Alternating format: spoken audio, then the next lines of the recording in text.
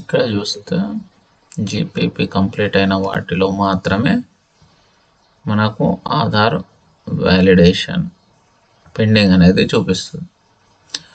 Aadhaar validation pending ఉన్నదాన్ని ఈ విధంగా సేమ్ అంటే ఇక్కడ మనకు ఇది ఉన్నా లేకపోయినా ఆధారు నేమ్ సేమ్ యూడైస్లో యాజ్ పర్ అడ్మిషన్ రిజిస్టర్ ప్రకారము స్టూడెంట్ నేమ్ ఉన్నా లేకపోయినా ఇది ఎన్ని టైంలో అయినా కొట్టుకోవచ్చు. బట్ వన్ టైంలో అడుగుతుంది. ఇక్కడ ఈ క్యాండిడేట్కి సంబంధించిన డిక్లరేషన్ కూడా అడుగుతుంది. ఒక మోడల్ అనేది మేము పోస్ట్ చేస్తున్నాం గ్రూప్లో.